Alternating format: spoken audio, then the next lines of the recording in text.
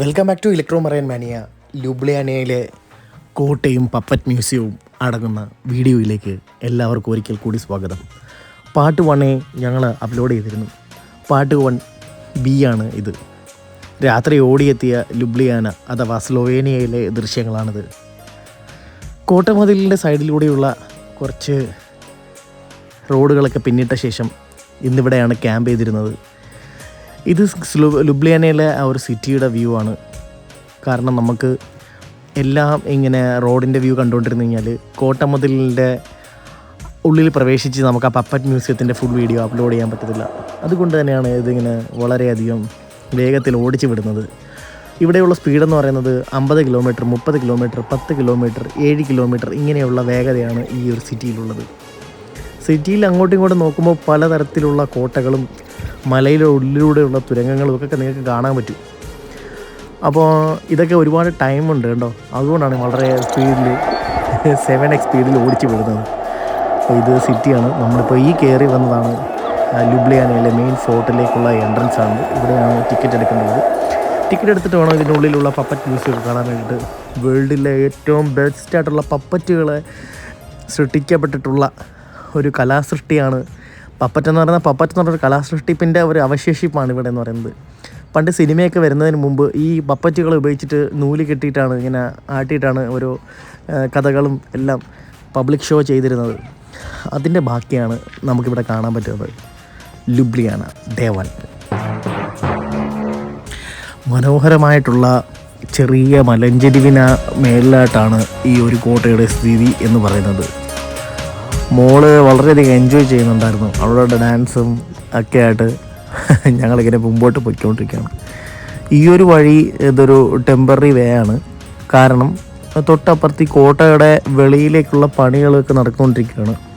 അത് ഓരോ ഇത്ര വർഷങ്ങൾ കൂടുമ്പോഴും നമ്മൾ ഇപ്പോൾ ഈ ഒരു കോട്ടയ്ക്കുള്ളിലേക്ക് പ്രവേശനം നടന്നത് വളരെ ഉയരത്തിലാണ്. അതുകൊണ്ട് തന്നെ ഇങ്ങനെയുള്ള ഒരു സെറ്റിങ്സിലൂടെയാണ് കോട്ടയ്ക്ക് ഉള്ളിലേക്കുള്ള പ്രവേശനം എന്ന് പറയുന്നത്. കോട്ടയുടെ വളരെ പഴക്കമുള്ള കോട്ടയാണ്. ചില കോൺക്രീറ്റ് വർക്ക്സുകളൊക്കെ ഉണ്ടെങ്കിലും കോൺക്രീറ്റ് വർക്ക്സ് അല്ല കേട്ടോ, ചില കോർണറിങ്ങുകൾ കറക്റ്റായിട്ട് ഇതിന് ഇല്ല കേട്ടോ. ഒറിജിനൽ തന്നെ ജസ്റ്റ് മെയിൻ്റനൻസ് വർക്കുകളൊക്കെ ചെയ്തിട്ടുണ്ട് കേട്ടോ. അടിപൊളി. നമ്മൾ കേട്ട് വന്നതാണ് ഈ കോട്ടയ്ക്കുള്ളിലെ മനോഹാരിതകളൊക്കെ നമുക്ക് കാണാം. അതിൽ 0, 1, 2, 3, 4, 5, 6 നോക്കി പോവുക കേട്ടോ. ഇതുണ്ടോ?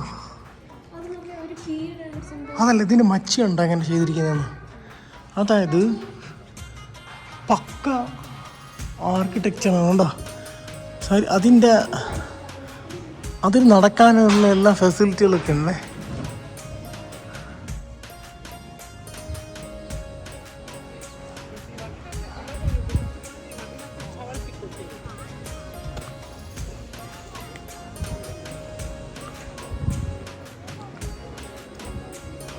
പഴയ കോട്ടകളുടെ എല്ലാം ഇഷ്ടമാണ്.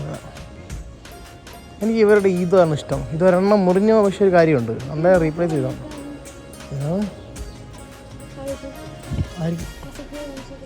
അതെ. നമുക്ക് ഉടുപ്പിടി എടുത്തിട്ടുണ്ടെന്നായിരുന്നു വൃത്തിയാവായിരുന്നല്ലേ. എന്നാൽ ബാത്റൂമിലൊക്കെ ഇത് പോയി വൃത്തിയാവാം. വീഡിയോ പിക്കൊണ്ടിരിക്കുക.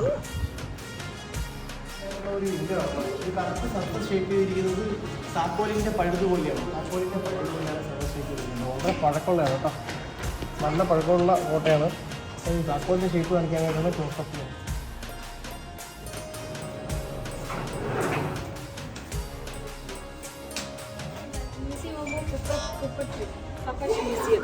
അപ്പോൾ അടുത്തത് മ്യൂസിയം ഓഫ് പപ്പട്രി.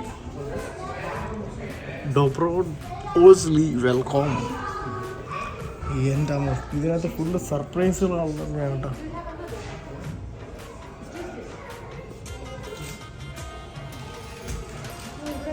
വന്നതിൻ്റെ ഒരു ഓർമ്മയ്ക്ക് ഇവിടെ എഴുതി വെച്ചിട്ടുണ്ട്. Okay,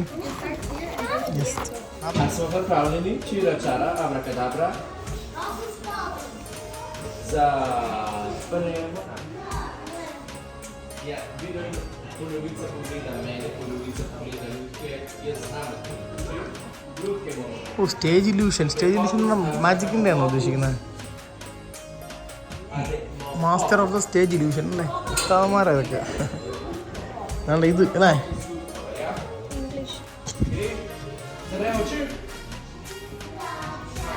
okay, folk puppetry, hand puppet, പിന്നെ ഇതണക്ക് partisan puppet theatre, city puppet theatre, ഇതിൻ്റെ എല്ലാ ഡീറ്റെയിൽസ് ആണുള്ളത്. ഫോക്ക് പപ്പട്രി കട്ടി പറയുകയാണെന്നുണ്ടെങ്കിൽ ഇന്നത്തെ 2 ഫോട്ടോഗ്രാഫ്സ് എളുപ്പമുണ്ട്.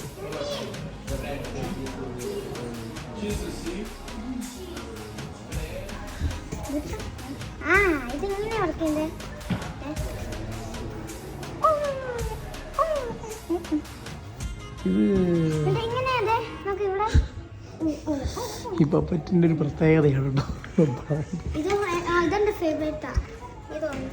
ഇതൊക്കെ മണ്ണി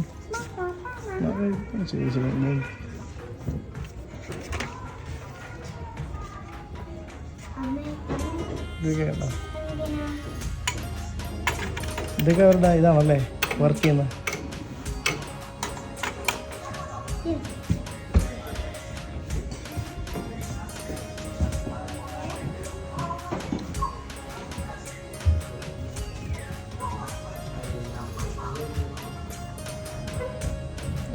ഓപ്പൺ ആണല്ലേ, ഇതെല്ലാം അടച്ചിട്ടിരിക്കുകയാണ്. മുമ്പ് വേറെ ഏതോ സെറ്റപ്സുകളൊക്കെ ഉണ്ടാവും കേട്ടോ, അതിനെ എടുത്ത് മാറ്റി. ഇതിന് മച്ചുകളൊക്കെ എടുക്കണമല്ലോ, നല്ല സിവിൽ എഞ്ചിനീയേഴ്സിന് പറ്റുന്ന രീതിയിലാണ് ഇവിടുത്തെ പടികളൊക്കെ ചെയ്യുന്നത്. നല്ല പടികൾ, പിന്നെ റൂഫൊക്കെ കണ്ടല്ലേ, തടികൾ കൊണ്ട് ഇങ്ങനെ വെച്ചിരിക്കുന്നുണ്ടല്ലേ. എന്നിട്ട് ഈ ഗ്ലാസ് ഇട്ട് വേർതിരിച്ചിട്ട് ഈ പപ്പറ്റ്സുകളൊക്കെ ഇവിടെ ഇങ്ങനെ അടുക്കി വെച്ചിരിക്കുകയാണ്. പപ്പറ്റ് ഷോ തന്നെ നമ്മുടെ കമ്പ് ഒക്കെ വെച്ചിട്ടിങ്ങനെ കയ്യിലിങ്ങനെ കൊടുത്ത് ഇത് കറക്റ്റായിട്ട് പപ്പറ്റ് ഷോ. അതുകൊണ്ടുണ്ടോ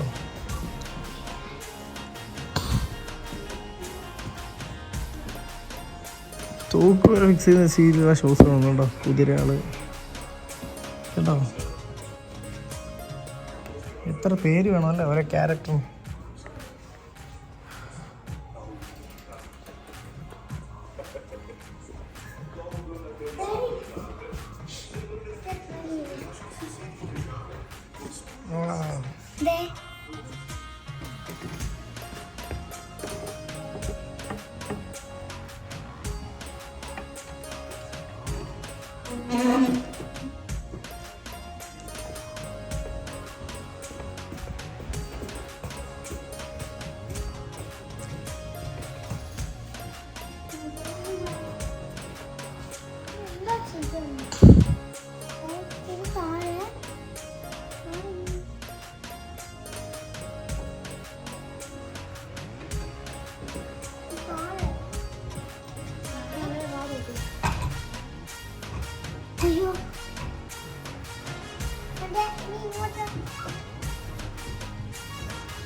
മറ്റേ നിലക്കേ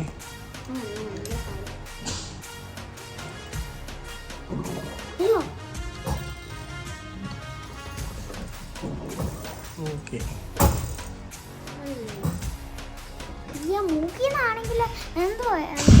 നിങ്ങൾ വലിച്ചപ്പോൾ അത് പമ്പ് ചെയ്തിട്ട് എയർ ഇതിനകത്തോട്ട് വിട്ടതാണ് സംഭവം, മനസ്സിലായി?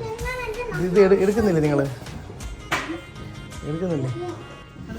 Welcome back to Electro Marine Mania. Back to Electro Marine Mania. Slovenia വീഡിയോയിലേക്ക് സ്വാഗതം.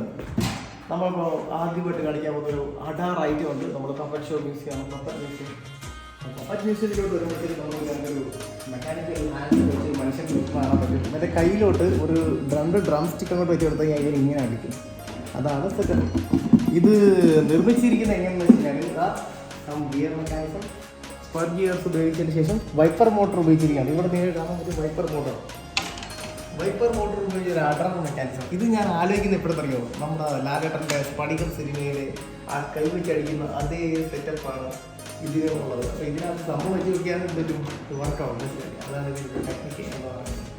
അപ്പോൾ അതോടെ വീഡിയോ നിങ്ങൾക്ക് ഇഷ്ടപ്പെട്ടെങ്കിൽ തുടർന്ന് കാണുക. ഇലക്ട്രോ മറൈൻ മാനിയ ചാനൽ സബ്സ്ക്രൈബ് ചെയ്യുക, ബെൽ ബട്ടൺ എനേബിൾ ചെയ്യുക. എല്ലാ വീഡിയോകളും കാണുക. ഞാൻ പറയാം കേട്ടോ. വലിയ പട നേരിടാൻ വേണ്ടിയിട്ടുള്ള കേട്ടോ മതി.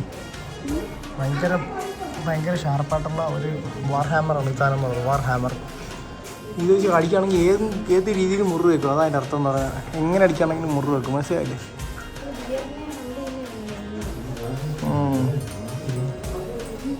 ഫുള്ള് ഇതല്ലേ താണ്ടേ മറ്റേ നമ്മുടെ മോഹൻലാൽ ഉപയോഗിക്കത്തില്ലേ ഈ സിനിമയ്ക്കകത്ത്, ഞാൻ മാന്ത്രികത്തിനകത്ത് ഒരു മേലുണ്ട്. ഇതാണ്ടേ ഇതിലേക്ക് വിഷം പൊട്ടിയാണ് വന്ന് അടിക്കുന്നത്. എല്ലാം അതെ ഇതുണ്ടോ അതേ സെയിം പാറ്റേണിൽ ഇതാണ്ടാ ഇതും അത് കണക്ക് തന്നെ അറ്റാക്കിയാണ് ഉപയോഗിക്കുന്നത് കേട്ടോ. കാരണം പക്ഷേ അകത്ത് അത് ട്രസ്റ്റിൽ ഗണ്ണോ ട്രസ്റ്റിൽ ഗൺ അതെ a lightweight cannon with a very long small caliber barrel mounted on simple wooden stand in the 15th century. ഇത് 15th സെഞ്ചുറിയിലുള്ളതാണ്. It was wide spread through central Europe as weapon for fire support and defence of fortified. ഇത് ബ്രിട്ടീഷൊക്കെ നമ്മൾ നാട്ടിൽ പോയപ്പോൾ ഇതൊക്കെ ആയിട്ടുണ്ടായിരുന്നതാണ്. Okay ഇതാണ് നമ്മളെ നാട്ടിലൊക്കെ ഇവർ കൊണ്ടുനടന്നത് ഇവരുടെ ആളുകൾ. The original simplest representative of handheld firearms spread through Europe around 1,400 years. Despite its short range and some use, it could disable even heavily armored enemy. Okay. വലിയ പട്ടാളപ്പടയൊക്കെ വെടിയിക്കാൻ ഇതൊക്കെ യൂസ് ചെയ്യാന്നാണ് പറയുന്നത്. ഇതാണ്ട ബോൾസ് ഉപയോഗിച്ചിട്ടുണ്ടോ? ഈ ബോൾസാണ് കുത്തി കയറുന്നത് നമ്മുടെ ശരീരത്ത്. ബോൾ ബെയറിങ്ങിൻ്റെ ബോൾസ് മനസ്സിലായി. എന്താണ് ഇതാണോ സർട്ടിഫിക്കേഷൻ യൂസർ മാനുവലൊക്കെ കണ്ടോ? പോലെ ഇതുണ്ടോ ഈ കോട്ടയിൽ പ്രൊട്ടക്ഷന് വേണ്ടിയിട്ട് എപ്പോഴും പണ്ടത്തെ യൂറോപ്യൻ ഫോഴ്സുകൾ ഇതൊക്കെ ഉണ്ടാക്കി വെക്കുമല്ലോ, അതാണ് ഈ ഉദ്ദേശിക്കുന്നത് കേട്ടോ. ഷോമി ദ മണിയോ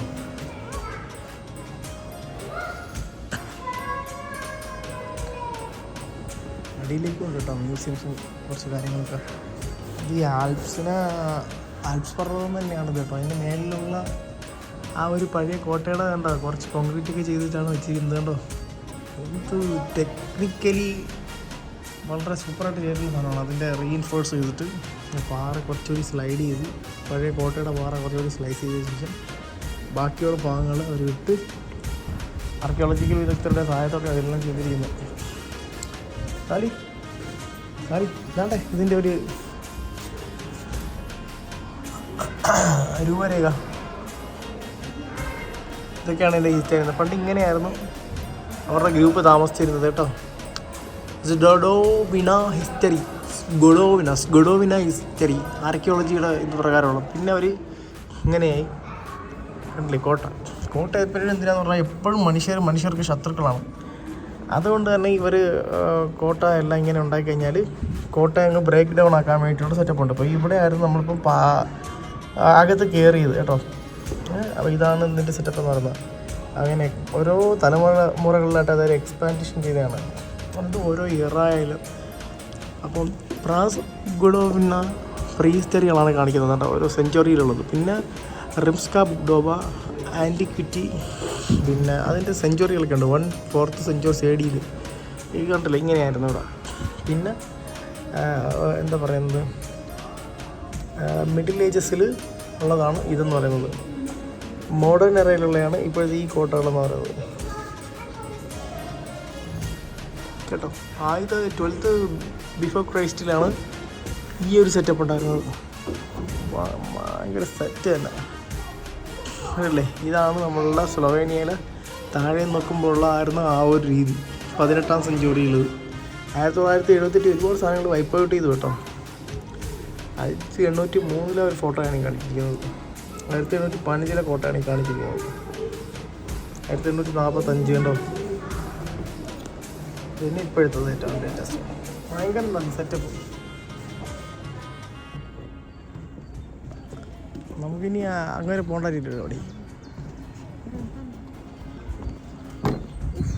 പൂക്കളെ ദേഹം ഭയങ്കര ടെൻഷനാണ്. ഞാൻ തട്ടുമ്പോഴേ നീ അങ്ങ് പോകും. എന്തിനാ പോണ?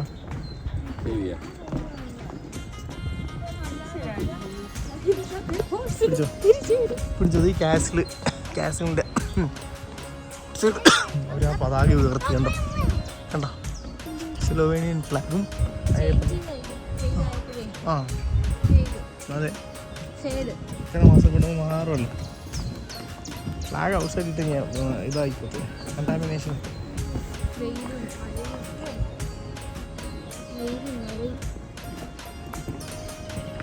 കോട്ടയിൽ താമസിച്ചിരുന്ന ആൾക്കാർ കുടിച്ചോട്ടുന്നൊരു കാണാണ്. സെറ്റപ്പ് പോയാ ഇന്നെന്താ പറയുക, അവരുടെ വെള്ളം ശേഖരിക്കുന്ന ആ ഒരു ഇത് കണ്ടോ ആ സൈഡിലുള്ളത്. അപ്പോഴത്തെ സൈഡിൽ കൂടെ പോയി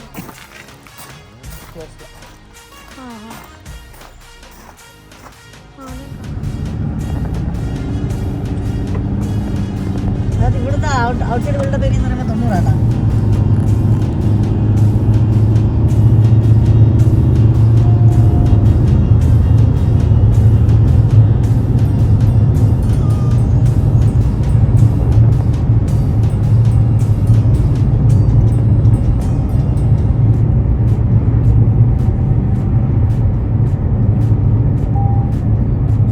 90 13 കണ്ണറ പാലത്തിന് സമാനമായ രീതിയിൽ ഒരു സ്ട്രക്ചർ കണ്ടപ്പോൾ നമ്മളത് ക്യാമറയിലേക്ക് അതിന് മേളിലുള്ള എല്ലാം മതിൽക്കെട്ടുകൾ പോലെ സംരക്ഷിക്കാൻ വേണ്ടിയിട്ട് മണ്ണിടിയിൽ സംരക്ഷിക്കാൻ വേണ്ടിയിട്ടുള്ള സിസ്റ്റമാറ്റിക് ആയിട്ടുള്ള ഒരു സെറ്റപ്പാണ്. നമ്മൾ താമസിച്ചത് ആക്ച്വലി ഈ എവിടെയാണ്